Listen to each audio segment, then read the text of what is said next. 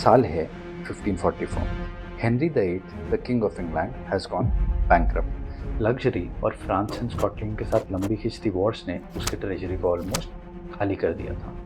He needed money, but you can't create silver out of thin air, right? So he found another way. उसने अपने सिक्कों से चांदी कम करनी शुरू कर दी और उसकी जगह डालने लगा सस्ता copper. On the surface a thin layer of silver, the stamp stayed the same value, same राजा का चेहरा।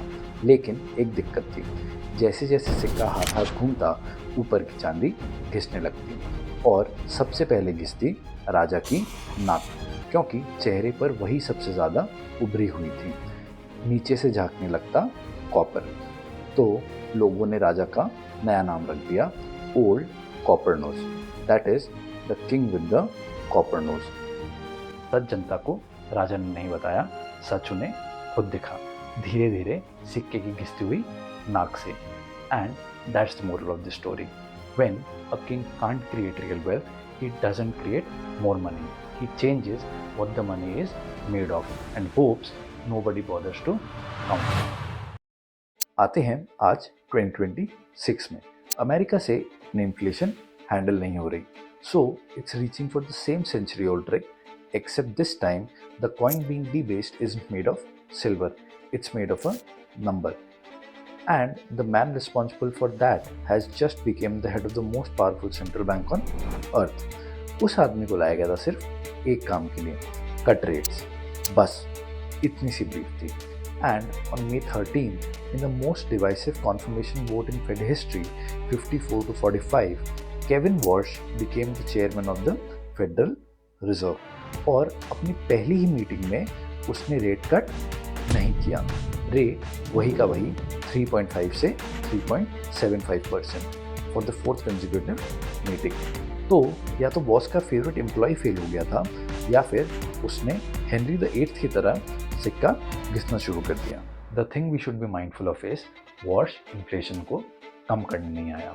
ही may have found a way to make it disappear from the page, and that's what I break down today. क्योंकि जब आप game हार रहे हो, दो ही ऑप्शन होते हैं, या तो बेहतर खेलो या फिर गेम के रूल्स बदल दो ताकि स्कोर अलग दिखे। आज की कहानी उस दूसरे ऑप्शन की है और इसका बिल ध्यान से सुनिए, इंडिया भरेगा।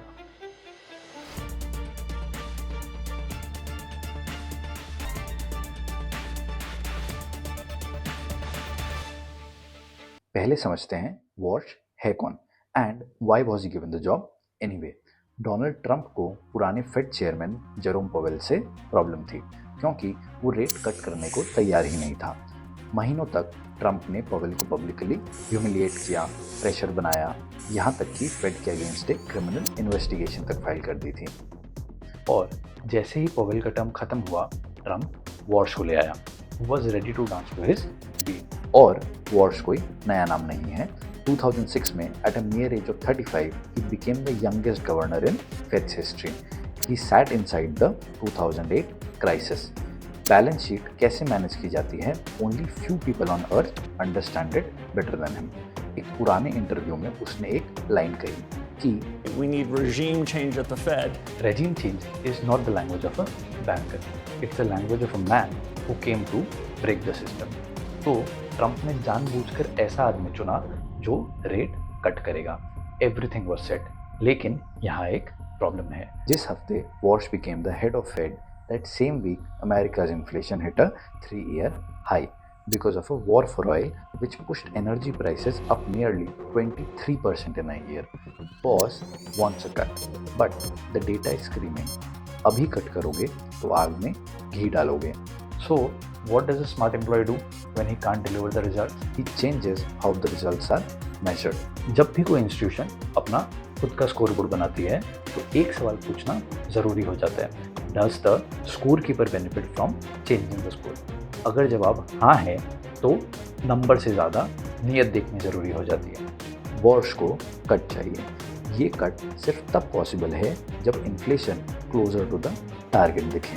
और इन्फ्लेशन कैसे क्लोजर टू द टारगेट दिखेगा, अब वही वॉश की 400 प्लस PhD होल्डर्स की कमेटी तय करेगी।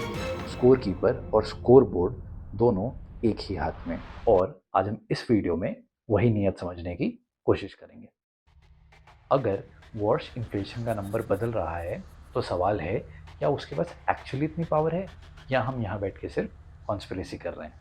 इसका आंसर फेड के दो लीवर्स में छुपा है जिसके हेल्प से दे कंट्रोल द डॉलर। पहला, द प्राइस ऑफ मनी यानी इंटरेस्ट रेट। ये वो लीवर है जिसके बारे में हर न्यूज़ चैनल बात करता है। दूसरा, द क्वांटिटी ऑफ मनी, मतलब सिस्टम में कितना पैसा है। इसको फेड कंट्रोल करती है अपनी बैलेंस शीट से। जब फेड बॉन्ड्स खरीदती है और पे करती है फॉर द परचेज, मार्केट में क्वांटम ऑफ मनी बढ़ता है। और जब फेड बॉन्ड्स बेचती है, it gets the money for the sale, leading to the quantum of money getting lesser. इस बेचने के एक्शन को कहते हैं क्वांटिटेटिव टाइटनिंग और QT। Warsh's whole career has been an obsession with that second level, quantity. Remember it, हम इस पर वापस आएंगे बिकॉज स्ट्रेंजली एनफ वो आज उस लीवर को टच भी नहीं कर रहा है।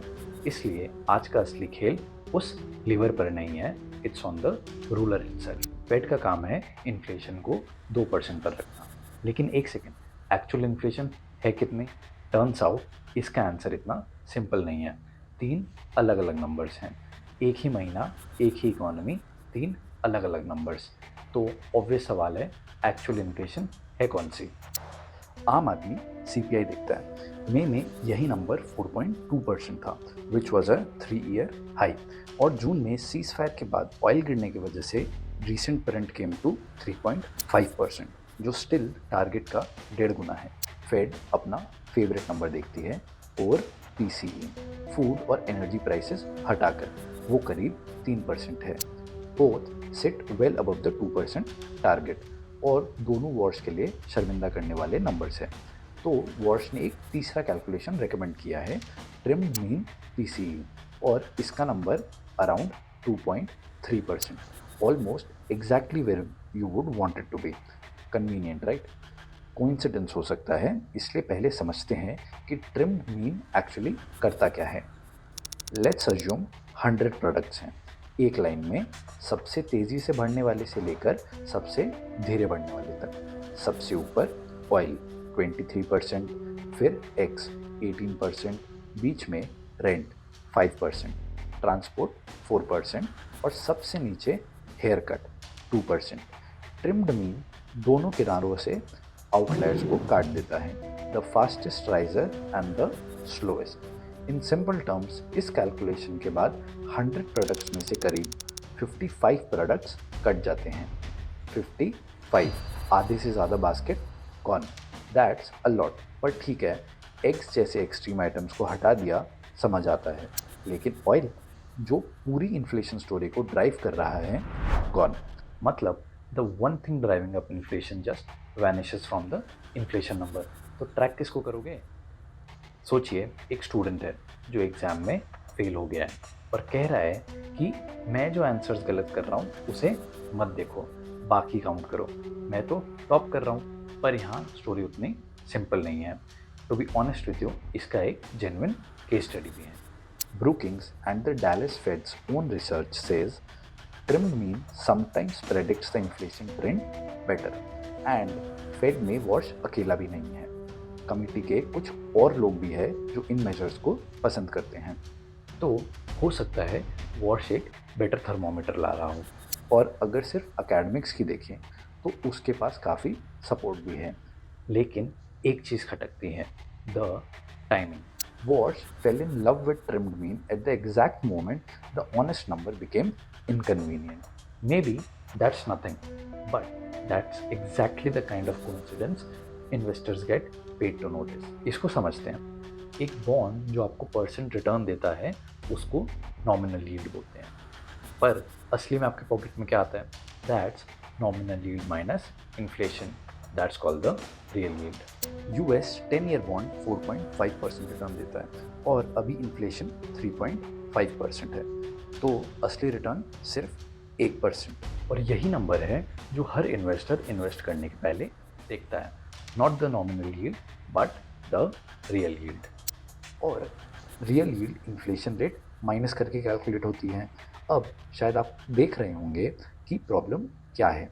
जिस भी देश का इन्फ्लेशन नंबर कम होता है, रियल यील्ड अपने आप ज़्यादा दिखने लगती है and investors start flocking to that country. और यहाँ स्टोरी इंटरेस्टिंग हो जाती है। अपनी पहली मीटिंग में वॉर्श ने इस नंबर पे स्विच नहीं किया। He was smarter than that because आमतौर पर इंस्टीट्यूशन ऐसे काम नहीं करते हैं। पहले कमिटीज़ बनती है, फिर रिव्यूज़ होते हैं, फिर रिपोर्ट्स आती हैं और फिर अल्टीमेट चेंज। पब्लिकली ही committed to the 2% target and said 5 साल से कमिटमेंट खो गई थी, हम इसको ठीक करेंगे। Sounds perfectly hawkish, perfectly responsible. लेकिन उसी सांस में ही सेटअप 5 न्यू टास्क फोर्सेस और उनमें से एक का काम ही ये है टू डिसाइड इन्फ्लेशन को कौन सी कैलकुलेशन मेथड बेस्ट रिप्रेजेंट करेगी। So to change the ruler an official committee is now in session. Step 1 done. उसने ये भी कहा कि तेल की वजह से आई महंगाई को लुक थ्रू करो, डोंट काउंट इट, वो असली महंगाई ही नहीं है। और स्टेटमेंट जो पिछली बार 341 वर्ड्स की थी उसको काट के 130 कर दिया, इतना छोटा कि बोल सके कि ये तो आपका इंटरप्रिटेशन है, आई मीन समथिंग एल्स। और अपना रेट फोरकास्ट तक नहीं दिया। 19 में से सिर्फ 18 लोगों ने अपना डॉट डाला। Each dot shows one officials projected future policy rate. This wasn't a rate cut. It was an opening move to change the scoreboard, the rule book and the referee all at once. अब एक obvious सवाल है, क्या किसी देश ने पहले भी अपना इन्फ्लेशन को मेजर करने का तरीका बदलकर अपनी प्रॉब्लम सॉल्व करने की कोशिश नहीं की? आंसर है हाँ, और हिस्ट्री ने इसका रिजल्ट भी बता दिया। Let's look at Argentina. 2007 से 2015 के बीच क्रिस्टीना कर्शनर की सरकार ने अपने ही स्टैटिस्टिक्स डिपार्टमेंट इंडेक को मजबूर किया कि वो इन्फ्लेशन को कम करके दिखाए। इंडिपेंडेंट इकोनॉमिस्ट्स कह रहे थे इन्फ्लेशन 25 से 30% है, पर ऑफिशियल नंबर था सिर्फ 8 से 10%। एक ही देश, एक ही महंगाई और दो अलग रियलिटीज़। जिन स्टैटिस्टिशियंस ने सच बोला दे वेर फायर्ड, जिन प्राइवेट इकोनॉमिस्ट्स ने अपना अलग नंबर छापा they were fined under a law that made publishing unofficial inflation numbers illegal. कुछ सालों तक लगा सिस्टम काम कर रहा है, ऑफिशियल इन्फ्लेशन नंबर भी लो थी, पॉलिटिकल प्रेशर भी कम दिख रहा था, सब ठीक चल रहा था। लेकिन एक प्रॉब्लम थी। In 2013 IMF formally censured Argentina. अपनी पूरी हिस्ट्री में पहली बार a country punished for lying about its own data. बात यह है कि you can lie to your own people about the inflation number, बस थोड़ी देर के लिए, लेकिन the bond market keeps its own books. Investors ने देखा कि अर्जेंटीना का इन्फ्लेशन इंडेक्स ही फर्जी है, तो इन्फ्लेशन लिंक्ड बॉन्ड्स पर उन्होंने भरोसा करना बंद कर दिया। अर्जेंटीना को उधार देना महंगा होता गया, फिर और महंगा, फिर the market shut the door entirely. The country that changed how it measured inflation to ease political pain ended up earning far greater economic pain. Obviously, America is not Argentina. Scale अलग है, institutions अलग है, और सबसे बड़ी बात, dollar is the world's reserve currency. लेकिन नीयत एग्जैक्टली सेम।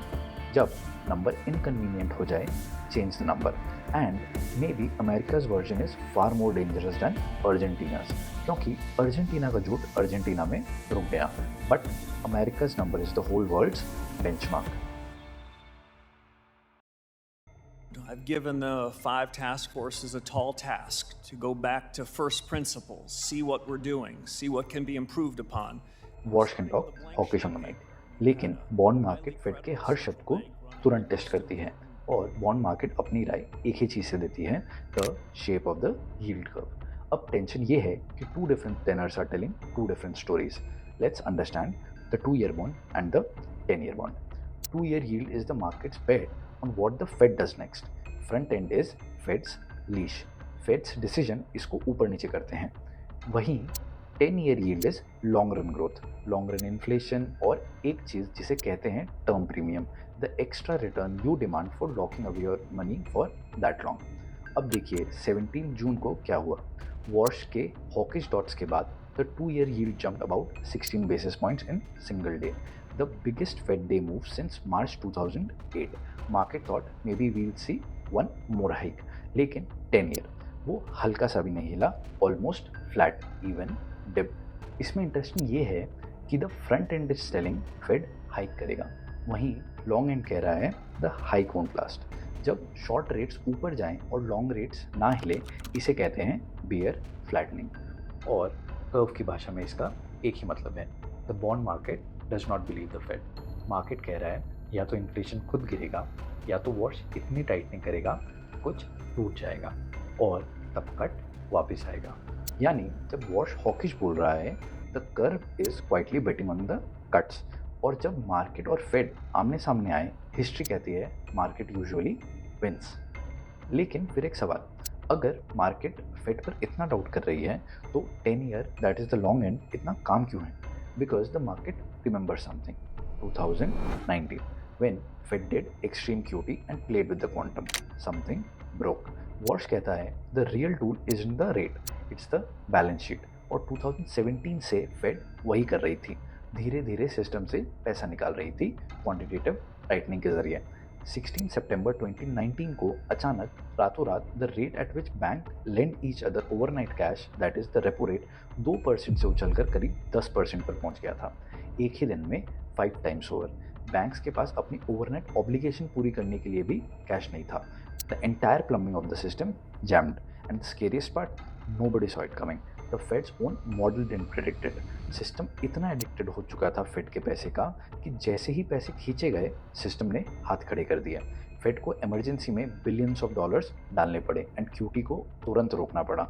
और यहाँ आज का डिटेल, अपनी पहली मीटिंग में वॉर्श ने बैलेंस शीट को हाथ तक नहीं लगाया, उल्टा एम्पल रिजर्व्स बनाए रखने की बात की। यानी अभी कोई क्यूटी नहीं, अभी सिर्फ इन्फ्लेशन कैलकुलेशन मेथड टेस्ट हो रहा है। और शायद इसीलिए मार्केट का ध्यान रूलर पर है, क्योंकि जिस लेवर का वो सबसे बड़ा चैंपियन है उसे वो अभी खुद टच नहीं कर रहा। The man was inside the Fed in 2008, he knows what happens when liquidity disappears, he knows the timing, the only question is how aggressive and how सून।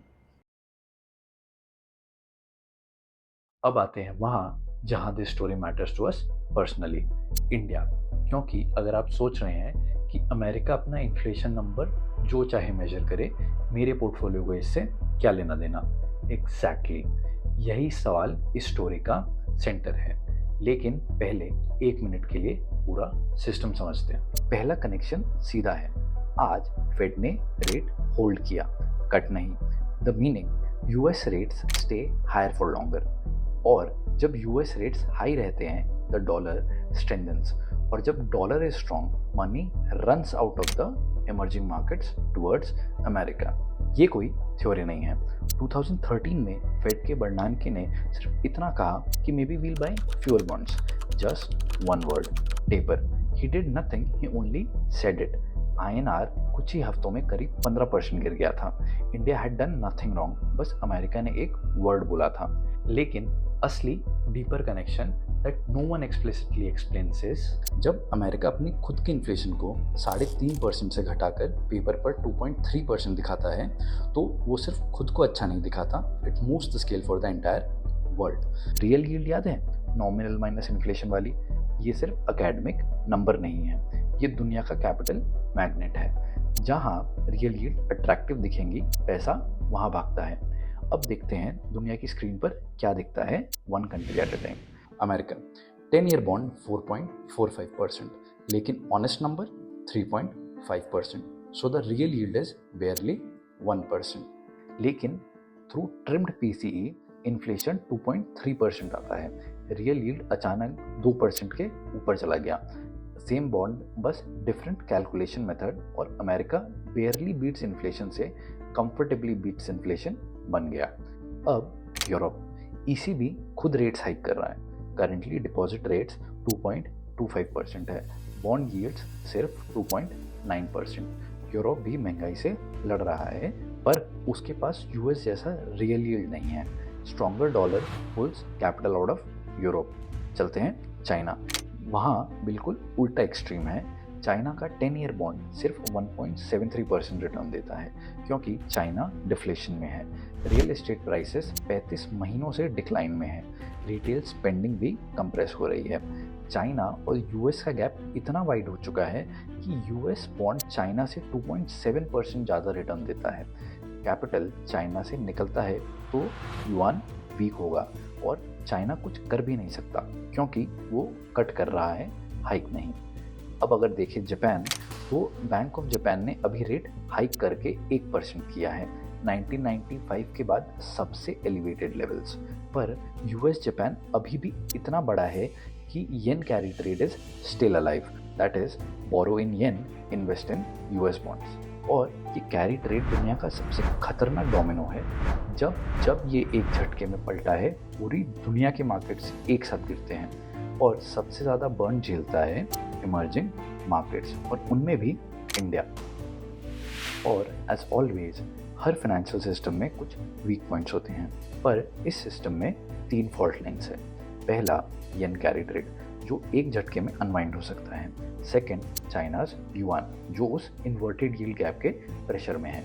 तीसरा, इंडियाज स्प्रेड जो डेकेड लो question पर बैठा है।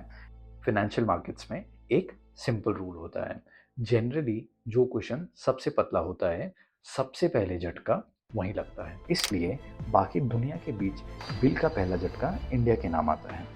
अब एक experiment करते हैं। आप एक ग्लोबल इन्वेस्टर हो and you are sitting in front of a screen. कोई पॉलिटिक्स नहीं, कोई हेडलाइन नहीं, सिर्फ नंबर्स। तो जस्ट इमेजिन आपको दिख रहा है अमेरिका, इन्फ्लेशन जस्ट 2.3%, टेम, सेफ। और उसी स्क्रीन पर इंडिया, मई का इन्फ्लेशन 3.93% था, आरबीआई के 4% टारगेट के ठीक नीचे। बट लुक क्लोजर, इस महीने इंडिया का नंबर सच में अमेरिका से ऊपर है, 4.38 वर्सेस 3.5। लेकिन फ़र्क देखिए, इंडिया ने अपना अगली नंबर खुद पब्लिश किया, पूरा बास्केट, पूरी थाली, बिना ट्रिम किए। और अमेरिका, उसका ऑनेस्ट नंबर है 3.5%, पर जो रूलर दुनिया को दिखाया जा रहा है वो कहता है 2.3। और रियल यील्ड की भाषा में यही वो लड़ाई है जो मैंने पहले सेक्शंस में बताई थी। इंडिया का रियल यील्ड 6.8% माइनस 4.38 करीब 2.4% आता है। अमेरिका का ऑनेस्ट रियल यील्ड बेयरली 1% है। India clearly is a better investment, और at least it was.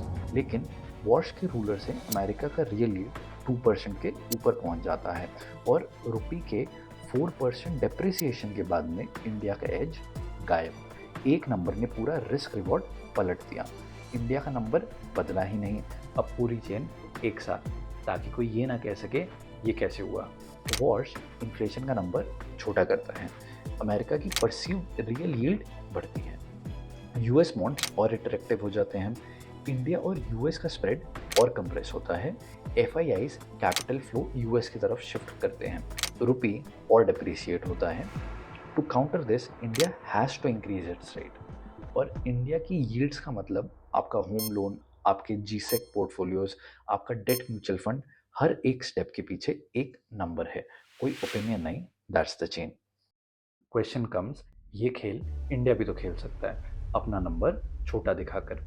You are right to think that India के पास भी एग्जैक्टली यही टूल है, एक हेडलाइन सीपीआई, फुल बास्केट, और एक कोर सीपीआई जिसमें फूड और फ्यूल निकाल करके कैलकुलेट किया जा सकता है, exactly what Warsh wants to do. तो अगर इंडिया के पास भी ये लोअर नंबर है, then why doesn't RBI target it. RBI अपना फ्रेमवर्क हर 5 साल में रिव्यू करती है और वो रिव्यू रिसेंटली मार्च 2026 में हुआ था। आरबीआई ने खुद एक डिस्कशन पेपर निकाला, सबसे पूछा should we keep the 4% target या we should change that, measure headline या कोर, और the committee decided to measure the full basket, headline 4%. Why? Because food is more than half of India's thali, and if you look away from your own citizens' vegetable bill, you lose your credibility. Almost every central bank on earth targets headline inflation. सिर्फ एक देश है जो core को target करता है, Uganda, बस. So this isn't India can't, India could have. The exact same door stood open and India shut it because it was too dangerous. और जो रास्ता इंडिया ने too dangerous कह करके छोड़ दिया, the world's reserve currency has now set off down it. अब most important concept, exactly how does the money leave? इसका एक नंबर है and every dealer has his eyes fixed on it. The yield gap between India's and USA's 10-year bond, which is the spread. India का 10 year करीब 6.8% है, US का 4.5, the gap रफली 2.3%। लेकिन यहाँ एक ट्विस्ट है, this spread is at its lowest in 10 years. 2016 में ये 5.9% पे था, तो डेकेड का एवरेज इज अराउंड 4.1%, और आज वही नंबर बस 2.3% है। Meaning India's question, the very thing that keeps FII's money parked here is already thin. So the math is, India का बॉन्ड 7% रिटर्न देता है, बट इफ एक साल में rupee falls by 4%, a dollar investor is left with just 3%, और US के bond में he gets 4.5%, that too with no currency risk. So with this question, India's bond loses to the US on a risk-adjusted basis, and the money doesn't stay where it loses. अब अगर इस narrow spread पर America अपनी inflation lower दिखा दे तो US का yield और attractive हो जाएगा, इंडिया का स्प्रेड और narrow. One push is enough. A thing to clarify, June में अमेरिका को 1 महीने की राहत मिली, सीज़फायर से ऑयल गिरा, CPI 4.2% से 3.5% पर आ गया, लेकिन उसी हफ्ते सीज़फायर टूट गया, ऑयल फिर चढ़ रहा है, और मार्केट अब भी सितंबर में हाइक एक्सपेक्ट कर रहे हैं, और इंडिया में जून का प्रिंट 4.38% आया, 16 महीने में पहली बार टारगेट के ऊपर, क्योंकि वही ऑयल शॉक अब हमारे ट्रांसपोर्ट और थाली तक पहुंच रहा है। जो क्वेश्चन पहले से पतला था अब दोनों तरफ से दब रहा है। So the open ended question is this a fix that lasts only till Warsh is the chairman, और हमेशा के लिए? सच ये है, no rule has change yet, सिर्फ एक कमेटी बनी है। तो मैं ये नहीं कह रहा कि कल सुबह पैसा भाग जाएगा, मैं ये कह रहा हूँ कि the question is so thin that the system is primed, and the measurement game is exactly the kind of thing that knocks a thin question over. तो वापस उस एम्प्लॉय पर who was given just one job. I said earlier कि Wars inflation कम नहीं कर रहा, he has found a way to make it disappear from the page by changing the ruler, and I guess now it's clear disappearance का bill किसके नाम आएगा। Next question first. Argentina ने झूठ बोला and Argentina paid for it, पर जब world का बेंचमार्क ही झूठ बोले, देन हु पेज?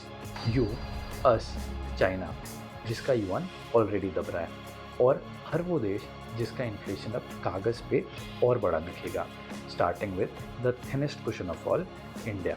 एक आखिरी सवाल छोड़ के जाता हूँ, if the world's reserve currency can change its own scale at will, then क्या हम कभी जान पाएंगे कि इन्फ्लेशन एक्चुअली में कभी ख़त्म हुई या सिर्फ नापतोल बदल गया? नीचे कमेंट में बताना, इज दिस अ रिफॉर्म और अ जुगाड़। मैं रितेश, ये है बॉन्ड सेंस।